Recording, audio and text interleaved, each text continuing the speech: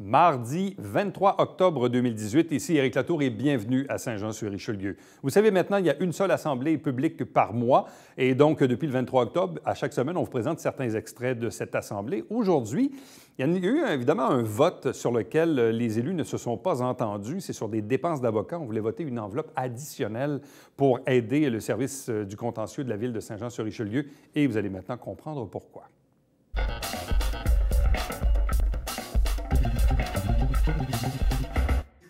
Donc, 6.7, mandat professionnel à accorder.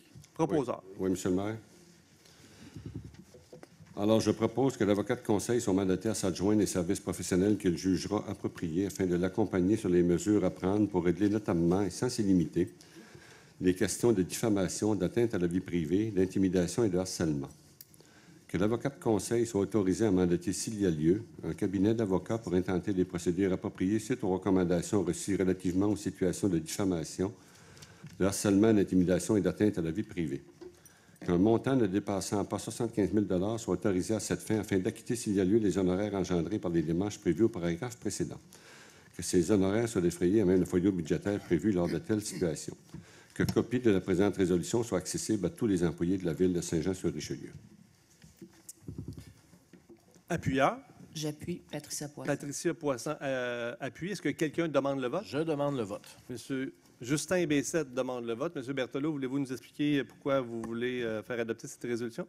Oui, Monsieur le maire. Le conseil municipal a adopté une politique concernant la politique contre la violence et le harcèlement au travail qui est en vigueur depuis le 1er juin 2004, qui est amendée ce soir d'ailleurs, la politique RH 041.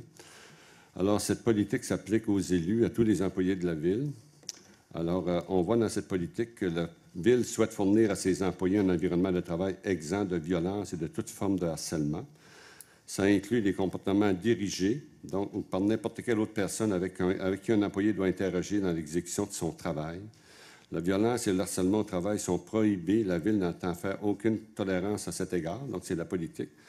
Le terme « violence » réfère à tout comportement inapproprié dirigé envers tout employé de la ville. Alors, je pense, Monsieur le maire, qu'on a assisté depuis quelques mois de nombreux débordements. On a vu, entre autres, une malheureuse employée du greffe qui a été victime vraiment, je pourrais dire, de commentaires inappropriés. La ville a l'obligation, le devoir d'agir, comme il y a une politique que le Conseil a adoptée à l'unanimité contre la violence et le harcèlement au travail. Je pense que l'avocat de conseil est tout à fait habilité et mandaté pour pouvoir s'adjoindre les ressources professionnelles dont il jugera appropriées pour effectivement s'assurer que cette politique adoptée à l'unanimité par le conseil soit bien appliquée. Merci, M. Berthelot. Je vais utiliser mon droit de parole. Moi, je vais voter contre cette résolution-là. M. Berthelot a raison. La municipalité a le devoir d'agir dans un cas de harcèlement. D'ailleurs, on a une politique qu'on va adopter ce soir à cet effet. Et vous savez, s'il y a des employés qui sont victimes d'harcèlement, il y a une procédure qui doit être mise en branle. Les employés peuvent dénoncer de telles situations. Donc, c'est déjà prévu. Hein? Et puis, je vais voter contre cette résolution-là pour différentes raisons. Aussi parce que, premièrement, elle a été amenée à la dernière minute là, au plénier. Sans qu'on reçoive aucune recommandation de la part de notre avocat de conseil à cet effet-là. Puis finalement, ce qu'on fait ici, c'est qu'on vient donner un chèque en blanc de 75 000 $ pour encore des frais d'avocat. Puis vous savez ce que je pense des frais d'avocat qu'on paye à la ville de Saint-Jean, des avocats externes.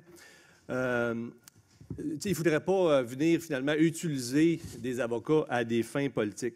La proposition de M. Berthelot est très, très floue. On parle de les divers comportements inappropriés au cours des derniers mois, sans mentionner aucun cas. On parle de situations de harcèlement. À ce que je sache, il n'y a pas eu de plainte déposée officiellement. On parle de diffamation. On ne sait pas trop de quoi il est question. On demande à l'avocate on permet à l'avocate de se mandater, de s'adjoindre les divers services professionnels. Donc, on vient, s'il y a lieu, dans un folio budgétaire inconnu. Donc, c'est vraiment inapproprié. Moi, je pense que s'il y a des employés qui sont victimes d'harcèlement, bien, ils doivent d'abord les dénoncer, puis ensuite la Ville devra agir. Et si on a des situations précises, si on a des cas précis, bien, la Ville agira en conséquence. Je vais voter contre cette résolution-là. Quelqu'un d'autre souhaite s'exprimer en faveur de la résolution? Quelqu'un d'autre veut s'exprimer contre? Je pense que tout a été dit. En vrai, bon, écoute, le 75 000, on est au comité finance, ça n'a pas été discuté encore. Je pense qu'il faut y aller de prudence, mais on ne doit pas improviser non plus. C'est quand même 75 000 là. Fait que quand on prend un budget comme ça, on doit le planifier. Parce que souvent, quand on arrive pour d'autres organismes, que ce soit des organismes communautaires, bien, on repousse parce qu'on n'a pas nécessairement les sous, puis là, on met 75 000 comme ça. Fait que je pense que c'est tout du cas par cas. Effectivement, c'est une bonne idée d'embarquer quand s'il arrive des cas, mais ça sera du cas par cas. Puis on a quand même un personnel qui est qualifié pour ça. Puis on a une avocate à la ville qui peut envoyer des mises en demeure s'il y a quelque chose. C'est elle qui les faisait auparavant. Fait qu'elle peut continuer dans ce délai-là sans qu'on mette un budget supplémentaire pour ça. C'est pour ça que je vais voter contre. M. Berthelot, mot de la fin? Bien, Monsieur le maire, je pense que, écoutez, on aurait eu l'occasion d'en parler si vous aviez voulu. Vous avez quitté le comité plénier, il n'était même pas 18 heures. On aurait pu échanger là-dessus si vous le souhaitiez. Je pense que cette procédure doit être mise en branle. Je pense qu'il ne faut pas attendre que les employés soient justement victimes de ça. Je pense qu'il faut essayer d'intervenir avant que ça arrive. Vous comprendrez qu'il n'est pas de mon ressort de juger et de nommer des cas précis. Ça ne m'appartient pas. Je pense qu'il faut laisser l'avocat de conseil intervenir en ce sens et elle aura le mandat. Donc, c'est une avocate. Elle est régie, bien sûr, par la confidentialité, par son mandat, par son code de profession également. Alors, je pense que c'est une sage de décision de lui confier tout ça. Je pense qu'elle va être objective et elle va faire ce qu'il faut pour éviter que nos employés subissent effectivement ce genre d'inconvénient qui n'est pas souhaitable dans une ville qui respecte ses employés. Alors, je pense qu'il ne faut pas attendre. Il faut procéder rapidement. Et dans nos différents folios, des sommes d'argent sont déjà disponibles. Merci. Merci, M. Berthelot. M. Lapointe, on passe au vote? Mélanie Dufresne. Pour. Justin Bessette. Contre. Michel Gendron. Pour. Jean Fontaine. Pour. François Auger. Pour. Patricia Poisson. Pour. Christiane Marcoux. Pour. Marco Savard. Pour. Yvan Berthelot. Pour. Claire Charbonneau. Pour. Marilyn Charbonneau. Contre. Et M. le maire Alain Laplante. Contre. Donc, résultat est 9 contre 3. 9-3. 9 pour, 3 contre. Merci, M. Lapointe. Donc, on passe au point 7.1.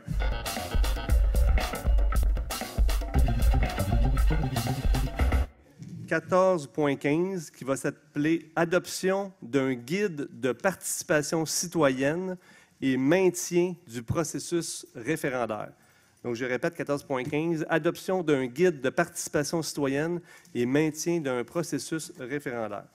Donc, est-ce que j'ai un proposeur pour l'ordre du jour? Je propose, M. le maire. M. Berthelot propose. Quelqu'un appuie? Je vais appuyer. M. Marco Savard appuie. Quelqu'un demande le vote? Adopté à l'unanimité. Donc, nous sommes rendus au point 3. Retour sur les résolutions. Excusez-moi, il n'y a pas aucun point au point 3. On est rendu au point 4. Retour sur les périodes des questions des dernières séances. J'ai un seul retour pour vous ce soir. Une question de Mme Terrien à notre dernière assemblée du 1er octobre. Mme Terrien se questionnait à savoir si le fait que la Ville adopte une politique ou un guide de participation citoyenne, est-ce que la Ville se mettait en danger vis-à-vis des promoteurs si elle décidait de conserver des processus référendaires? Donc, selon nos procureurs et les discussions que nous avons eues avec le ministère, l'adoption de notre guide n'ouvre pas la porte, finalement, au retrait des référendums. Toutefois, on a eu cette information-là de façon verbale. Toutefois, ce soir, je viens de vous le mentionner, au point 14.15, on va voter une résolution pour demander officiellement au ministère de se prononcer par écrit sur la chose pour être sûr d'en avoir le cœur net.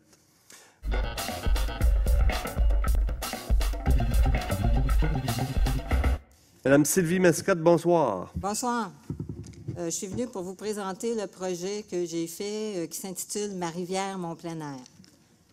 Le projet qui se fera de la journée de la Fête nationale du Québec à la journée de la Fête du travail de chaque année est le fruit d'une réflexion amorcée par plusieurs citoyennes et citoyens de Saint-Jean-sur-Richelieu.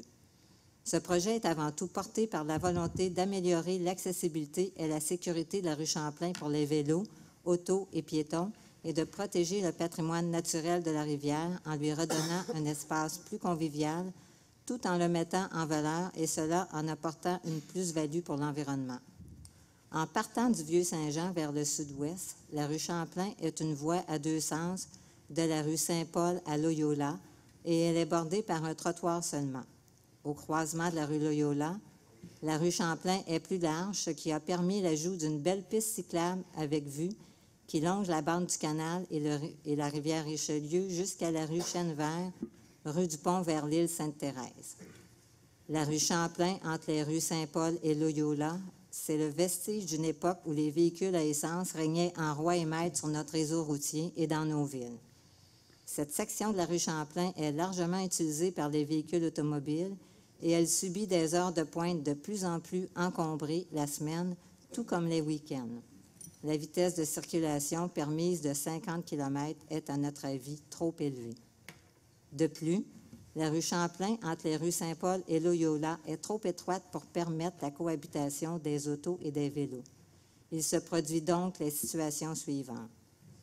Les vélos circulent fréquemment sur le trottoir car les autos passent trop près d'eux et c'est dangereux. Ainsi, cette situation contrevient à deux articles du Code de la sécurité routière, soit l'article 341 qui stipule qu'un véhicule routier ne peut dépasser une bicyclette à l'intérieur de la même voie de circulation. Elle contrevient également à l'article 492.1 stipulant que le conducteur d'une moto, d'un cyclomoteur ou d'une bicyclette ne peut circuler sur un trottoir sauf en cas de nécessité. Les piétons sont donc exposés à se faire heurter par les cyclistes sur le trottoir. Les personnes à mobilité réduite sont susceptibles de rencontrer des cyclistes sur le trottoir.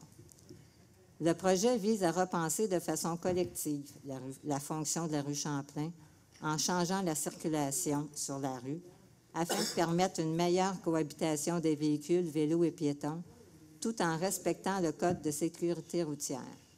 Le projet apportera les modifications suivantes sur la rue Champlain entre les rues Loyola et Saint-Paul.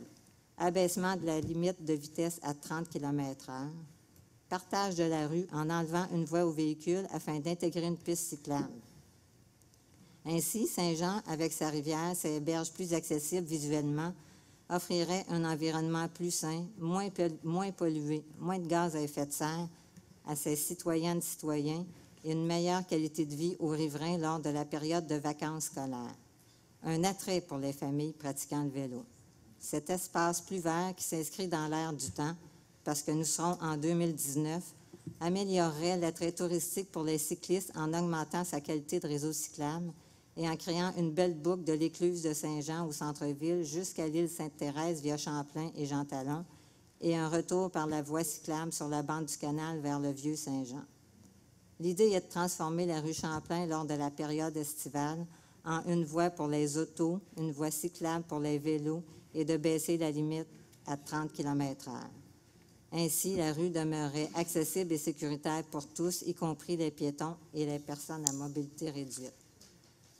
Certains diront que l'obstacle principal sera les changements de la circulation. Je tiens à porter à votre attention que le projet se situe l'été, au moment où il n'y a pas d'autobus scolaire. Des changements exigent toujours des adaptations, mais ce projet pourrait positionner la ville de Saint-Jean-sur-Richelieu comme une ville phare dans cette ère verte et écologique. Je vous dépose donc le projet. Merci de le considérer. Merci beaucoup, Mme Scott. On pourrait peut-être l'amener ici à M. Lapointe et puis il pourra en remettre une copie à l'ensemble des membres du Conseil et acheminer vos recommandations au comité de circulation. D'accord, merci. Merci beaucoup, Mme Mascotte.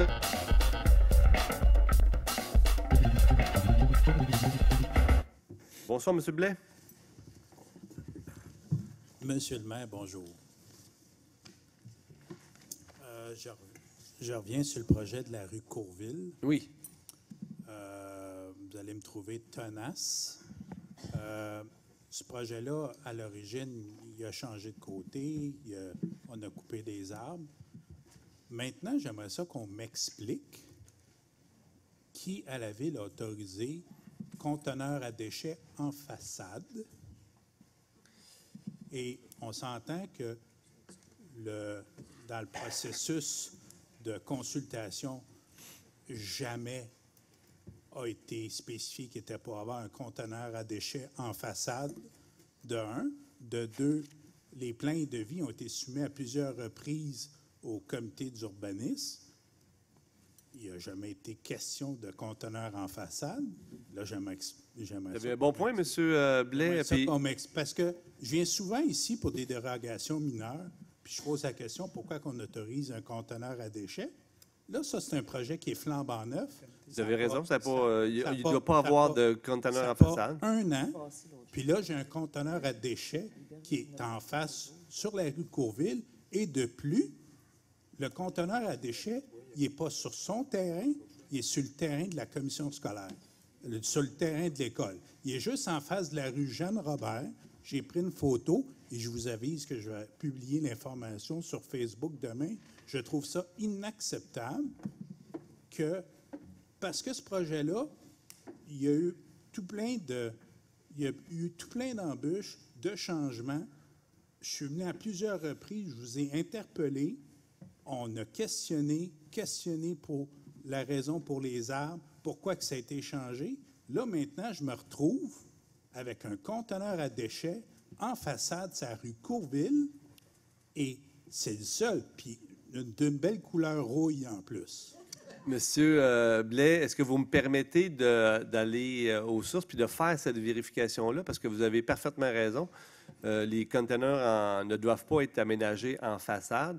Dans le cas, là, vous me dites qu'il est même sur le terrain de la commission scolaire. Je vous invite à aviser les autorités à la commission scolaire. Non, mais moi, là, je suis... Non, mais quelqu'un ne peut pas mettre son container sur le voisin, évidemment, vous comprenez? Je suis venu ici en tant que citoyen. Non, je comprends. Puis, mais, là, collectivement, là, puis la direction générale est là, puis le greffier sont là, puis les gens qui sont responsables de la gestion des déchets sont aussi présents autour de la table. Moi, j'aimerais avoir une réponse, puis j'aimerais que tout au moins, il y ait des actions qui soient prises pour demander aux propriétaires de l'édifice à Conto, tout au moins. Puis spécifiquement dans ce dossier-là où le propriétaire est venu demander une demande de dérogation avec un plan qui a été approuvé par le conseil. Absolument. Un coup que le 12 logis a été accepté, le propriétaire a flippé son terrain. Il est venu adosser un 12 logis sur la ligne de l'eau à côté de résidence unifamiliale. Exact. Et ensuite, on a appris qu'ils ont coupé les arbres. Donc, et là, on se ramasse avec un conteneur en façade. Ça marche pas. Puis, bien, regardez, on va faire la vérification, là, mais si ce que vous me dites est vrai, eux ont un problème. C'est parfaitement vrai parce que demain matin, vous allez avoir une belle photo, puis j'aimerais avoir une réponse. Sérieusement, j'aimerais avoir une réponse. Qui a autorisé? Hey, merci, M. Blais, pour... Il me reste encore 1 minute et 15. OK. Un autre sujet ou le même sujet? Il n'y a pas personne qui peut me donner de réponse ce soir. Non. C'est ça? OK. Il y a une ambiguïté par rapport au guide. Moi, un guide, pour moi, ce n'est pas une politique. Puis je pense que dans votre processus où est-ce que vous allez adopter votre guide, je pense qu'il serait de bonne loi de vraiment spécifier à l'ensemble des citoyens que le guide, ce n'est pas une politique. De ce fait, vous rencontrez les exigences, donc vous n'adoptez pas une politique, vous adoptez un guide et que vous, par le fait même aussi, c'est que vous tenez à la portion de tout ce qui est la consultation référendaire auprès des citoyens, exact. Que ça soit clairement défini. Tout à fait. Merci, M. le maire. Merci beaucoup, M. Blais.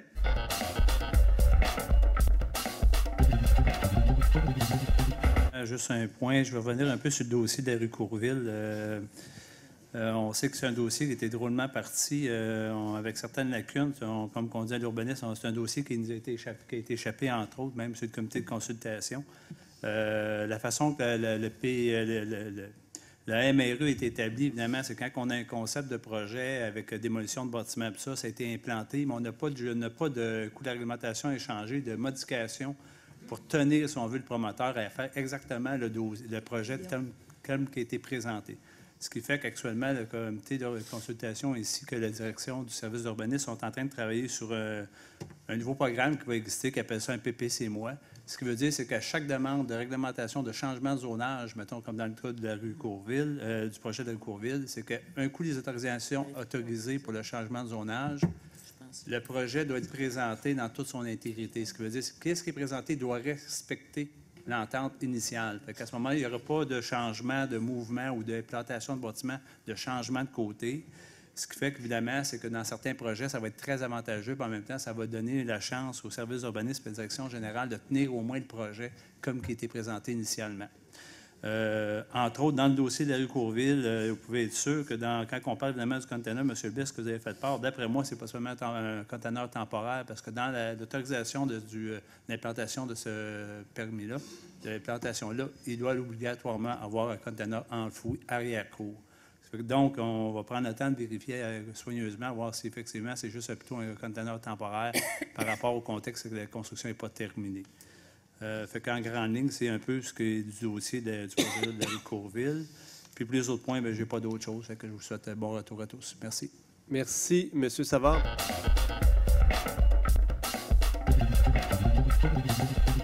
Madame Marilyn Charbonneau. Alors, oui, ce soir, on a adopté une résolution concernant le stationnement sur les rues Marc et sur les rues Sénécal.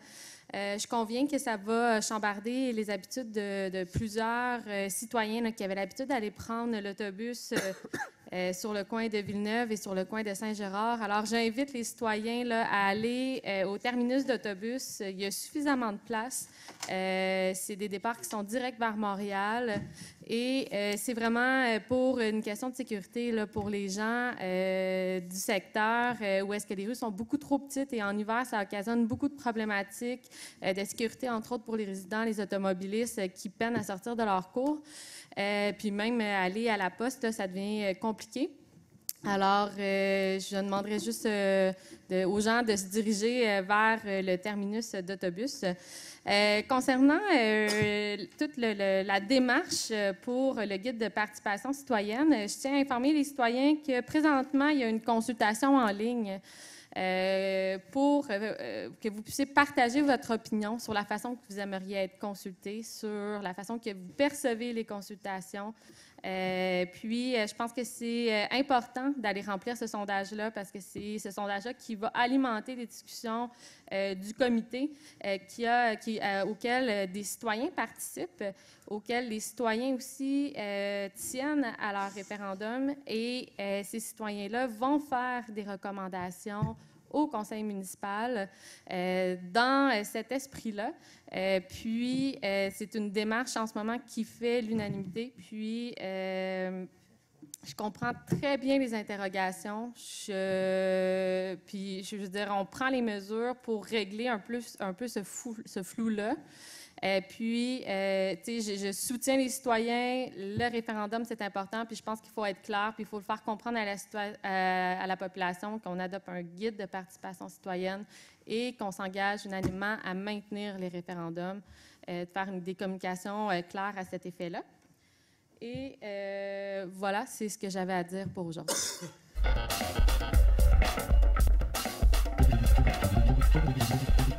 Premièrement, je voudrais dire à Justin que je suis content que tu sois avec nous ce soir. Ce matin, j'ai ouvert mon Facebook et j'ai visionné la vidéo promotionnelle du Chant des monstres. Et j'étais vraiment inquiet à savoir ce qui était arrivé. Blague à part, bravo, c'est une belle initiative. Bravo aussi aux organisateurs, au Centre d'action bénévole d'Iberville, à la Maison des jeunes, à la ferme B7 qui organisent cette activité-là. L'année passée, l'activité avait été couronnée de succès. On parle de 5000 personnes avaient été à l'activité. Cette année, ce soir, le conseil municipal a voté même la fermeture de rue, justement, pour sécuriser le secteur. Donc, c'est ça, samedi, que ça se déroule. Donc, les enfants ne perdent pas leur tournée, leur soirée d'Halloween. Donc, c'est samedi le 27 à 15 h pour les plus jeunes, puis à 18 h pour les plus courageux. Donc, bravo Justin, bravo à tous les organisateurs. Deuxième point, ce soir, nous avons déposé l'état comparatif des revenus et des charges de l'exercice financier de 2018. On anticipe un surplus de 3,7 millions pour l'année. Donc, ce qu'il faut retenir, c'est que les finances de la ville de Saint-Jean-sur-Richelieu sont en santé. Troisièmement, j'aimerais déposer une résolution que le comité exécutif a voté la semaine passée, qui donne avis au conseil municipal d'allouer des ressources humaines nécessaires afin de favoriser l'ouverture des 2 patinoires naturelles du canal de Chambly. Ce qu'il faut comprendre, c'est que l'année passée, la ville de Saint-Jean s'est portée acquéreur d'un nouvel équipement, d'un argot qu'on appelle, c'est une espèce de petit buggy qui flotte finalement, qui est léger, qui permet d'aller sur la glace beaucoup plus tôt. Et ce qu'il faut comprendre, c'est avec de la glace naturelle, c'est la neige agit comme isolant. Donc, c'est important qu'aussitôt qu'il neige, d'enlever le plus rapidement la neige de la glace. Donc, on a les bons outils maintenant. Ce qu'il faut, c'est allouer le temps d'homme nécessaire pour venir opérer cette machine-là. Quatrième point, monsieur. J'aimerais aussi vous parler d'un super projet. Le projet d'une œuvre commémorative de notre actuel pont-Gouin. Comme vous savez, le chantier du nouveau pont-Gouin progresse rapidement. Hein, les travaux puis les jeux de grue sont vraiment impressionnants. D'ici la fin de l'année 2018, nous devrions être en mesure de rouler sur le nouveau pont-Gouin. Et donc ensuite, évidemment, s'en suivra l'année prochaine la déconstruction de l'actuel pont-Gouin. Et l'artiste Éric Nadeau, que vous connaissez peut-être, Éric Nadeau, c'est lui qui réalise les petits robots là, réalisés à partir des machines à coudre Singer. Il y a une autre série d'œuvres aussi de mitraillettes. Donc, c'est des mitraillettes réalisées à partir de machines à écrire. Donc, Éric Nadeau a eu une brillante idée de réaliser une œuvre commémorative, une œuvre monumentale à partir des pièces actuelles du pont-Gouin. Donc, le projet est vraiment, vraiment génial. Évidemment, ce n'est pas un projet qui est tout simple hein, parce qu'il implique 3 paliers de gouvernement. Il implique évidemment la ville de Saint-Jean-sur-Richelieu. Il implique le ministère des Transports qui réalise les travaux du pont, mais qui implique également Parc Canada, qui est le site finalement où se retrouvait cette œuvre-là. Donc, j'ai sollicité la participation de notre député fédéral, le député Jean Rioux. Et je sollicite également tous les partenaires impliqués à s'asseoir ensemble et de trouver la meilleure façon de réaliser ce magnifique projet. Et dernier point, monsieur le directeur général, j'aimerais aussi être présent à la rencontre organisée avec le ministère relativement à la problématique du camionnage à l'Acadie. Comme je disais tantôt, c'est vraiment un problème qui est vraiment sérieux. Il faut trouver des solutions. Donc, sur ce, je vous souhaite une excellente fin de soirée.